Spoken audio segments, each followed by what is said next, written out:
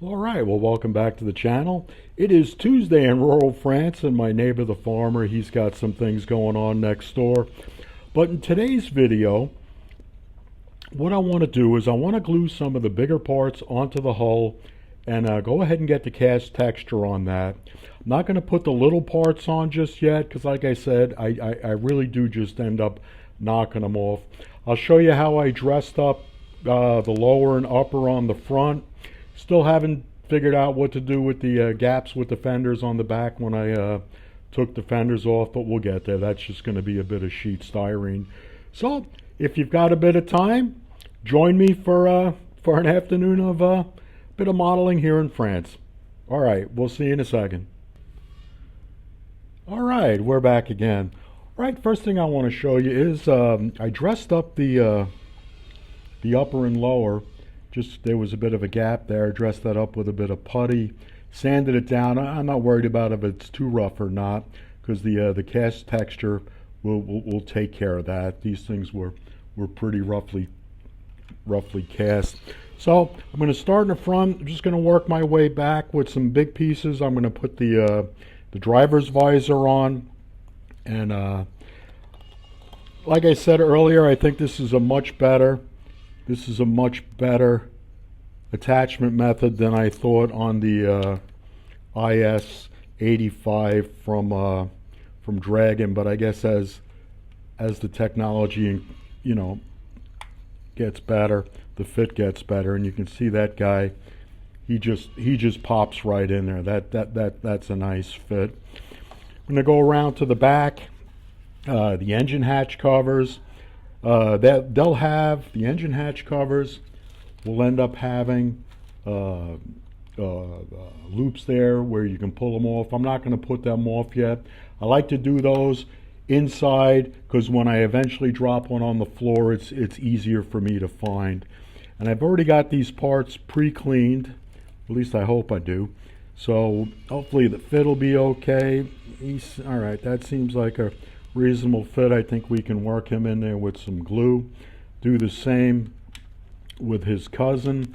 It's pretty much it is the same piece. It doesn't matter which one goes where, as long as they go in there. Let's see if we can get this guy to cooperate. Let's see if we can get a bit of cooperation. Can we get some cooperation? Let's see if we can just kind of get him in and on. I tell you, I thought these pieces ought to be fair. I thought that guy is okay. This guy, I don't know what his problem is. Let's see if we can get him forced in there. So, yeah, I read the instructions. These pieces are the same. Got them cleaned up. We'll start with the hinge. She's there on the hinge. You should just, in theory, just pop in there. I think we may have to just redress him and see. Ah, there it is. There's a bit of flash on the injection. On the injection, that should fix that, and we'll probably take a look at his his brother on the other side, but he should just pop in there now. Yep, there he goes. There he goes. Okay. Yep. There he is. He's popped in there. I think a bit of glue will settle his in there, and we'll just clean this guy up too. I thought I had these parts cleaned up. Apparently not. So we'll get him in there. We'll guide, and there he is. That's a good fit. Now the glue will help get them settled. So we'll see what happens here. We'll start with the hinge. We'll get the hinge glued down, and then we'll just kind of work at the top. What I'm trying to avoid is just any kind of when you press two parts together, you end up getting that bubble. I'm trying to avoid that. He's in there. That looks good. No fingerprints. See if we can get that. There we go. We got a little bingo on him, and they look good. They look good. So we've got him glued down here and over there. Next thing I want to do is I want to put the engine cover on, and this has a couple extra pieces on it. I think it's also got the handles, the little rings that'll go on there, and I'll do that. I'll do that later on, like I said, because when I end up dropping it, it'll be easier to find inside. But I cleaned him up. Let's see if we're going to get a little bit of bingo here. Yep. There we go. That's a nice.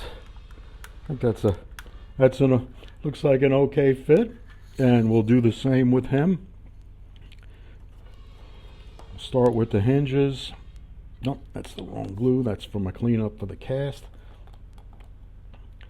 And we'll get a little glue on the hinges. And we'll get a bit of glue on the other side. All right, so that's him. He is on there. Little glue on the hinges. Like I said, we'll get those lifting eyes for the hatches there and there. We'll get them a bit later. Next thing we're going to do is we're going to put the exhaust deflectors on, and this is for the big V12 diesel, and it's always nice because you can usually get some nice black smoke across everything. Kind of breaks up the green, and you can do a bit of rusting on this. I always like rusting these. I don't know how realistic it is, but it just adds something to it. So he's on there. And what'll happen is, the way this works is, these will vent over the side. There's a guide here that will push it off to the side instead of straight back. I guess if you've got guys riding behind the tank, you're not smoking them out, and I'm sure they appreciate that. Okay, here's the next side. We're going to do the same thing. Still wrong glue. Let me get the right glue. And we'll get him. We got him, and we got him. Push him down, and he's good. Now the next thing I'm going to do is, I don't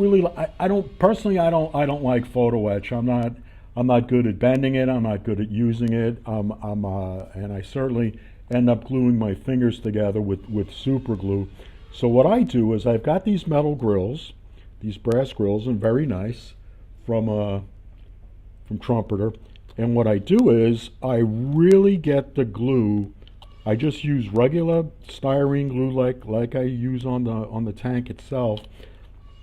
I rough up the edges on both the photo etch and on the surface area where I'm putting the glue in, and what I'm trying to do is just kind of melt the glue into the photo etch. Now you couldn't do this if this was like a load-bearing part, like if this was something that was holding something, or if this was something that was going to be a workable feature. But here, it's not a stress part, so I usually get away with this, and it saves me a lot of hassle, because super glue sometimes dries too fast for me. And let's see, we'll get him positioned a little bit better. I don't think I have him on there right.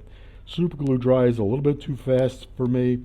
I end up gluing my fingers together, and I know there's debonders out there, but if I can do it in plastic, or I can just do it with a simple screen with some styrene glue, I'm happy with that. But for the guys who really go at it with the photo etch bit, you know, making hinges, workable hinges, and the parts for gun crutches and things like that, you have my admiration, because that is just a step too far for me. And as you can see, hey, he's on there. By the time you get multiple coats of paint, you get the paint on, you get your finishes, and you get your lacquers, your sealers, your glosses, and your mattes. They're going to be stuck there. Now, if you're going to handle, if it looks like it's going to be in an area where it's going to be handled, go ahead and use the super glue, because these things will pop off. But for my purposes, this works for me. And what's great about what's great about vents is you can actually just apply the glue through the vent and just push it onto the area where you're trying to get it to adhere to. And if you've roughed up the edges on both the plastic side and the photo etch side, you can get them to stick. They will stick. Well, like I said, I wouldn't try to support anything with it. But all right, so as you can see, we've got these guys glued on with just styrene glue, and it works for me, and it'll probably work for you if you don't really like working for super glue and you're just doing vent covers and screens. It should be fine. Now the next thing what I want to do is I want to put the cast surface on. And I think everybody does a variation of this technique. Normally I use Mr. Surfacer, but I couldn't find Mr. Surfacer this time around, so I'm using I'm using ammo surface surfacer, I guess it is, and I'll have a picture, I'll have an overlay in there so you guys can get a better look at what the product is. So what I want to do is it comes with a brush. But really what you want a stiff brush, so I'm going to use a brush like this. I'm going to stab her in there, make sure it's good and thick, and I'm just going to kind of plop it on. And as it thickens up, it gets even better. And for me, it seems to do the job. And what's good about it is it's thick, but not as thick as the cover details. Like I can go over these weld seams right here, and when this dries, I'll still be able to see the weld seams. Some of the putties and things are pretty thick, so you want to be careful about that. So you just kind of want to get it on there, because these things were pretty rough cast. The Russians, they were cranking them out. I mean, that's what they were doing. One of the comments the Germans had about Russian tanks, where they just didn't like the quality of the finish.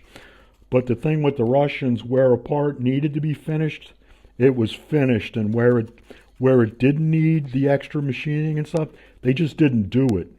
And you know, if you're in a war, if you're mass production, that is the way to go, because these things, the shelf life on these in combat was, you know, I think a T-34 they were thinking maybe 6 months tops, you know, so they would build them to get them to crank out.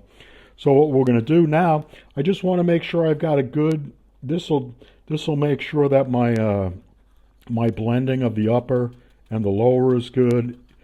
If everything has been done right, I won't see a seam, you won't see a seam, and I think maybe we got a little bit of there. Let's see what kind of, we can just kind of dress him up just a little bit, just a little bit. There we go. So we're doing that, we're getting that, and we're getting that, and under paint, it's gonna look pretty good. So we're dressing him up. He looks good. I think we're okay there. We're going to have tow hooks and tow hook clasp there. We're going to have tracks there, so I want to get this done before we do that. We are getting close to doing that. A lot of guys, you can put a little bit of texture even on the rolled steel parts, because again, they did have a bit of a surface. It wasn't like the cast surface, but they did have a bit of a surface, and we can do that. So just a little bit, we'll put a little bit, because I think the exhaust deflectors were cast. So we'll just grab a little bit, maybe splatter a little bit on the engine deck. Just give it a bit of character. So what we've done today is we've put the, and what I'm going to, but before we get started, I'm going to clean the brush. These surfacers and Mr. Surfacers, if you don't throw away your brush and you want to keep your brush old Tamiya thin set or really any kind of plastic, that type of glue, that'll clean your brush. It'll screw up your glue. Your glue will still work, but you end up with a lot of gray in your gluing in your glue. So you just do it with an old bottle, something that's halfway gone or you're not using anymore. So what we did today is we put the back pieces, we put these back hatches on, we put the exhaust deflectors on, we put the engine deck cover on, or access cover. We've got the photo etch on, and we put the photo etch on just with styrene glue, and that should hold. We've put a cast texture on the vehicle, which will look nice when it's painted up. Maybe a little bit of dry brushing, and we put the driver's hatch there. So for the moment, I'm going to put on a pause there. I'm going to I'd like to thank you for joining me on this day. It looks like we're having a bit of an Indian summer. I think my farmer friend is gone for lunch because he was running his tractor and his cutting and a whole host of implements. I don't know what he does over there. It's farming. I'm from the suburbs. I got no idea. But hey, if you like what we're doing, give me a like, share, and subscribe. I'm on Facebook. I show just photos on Instagram and TikTok, Creative Chaos with Steve. I enjoy spending my time with you. You have a great day. All right, we're out here.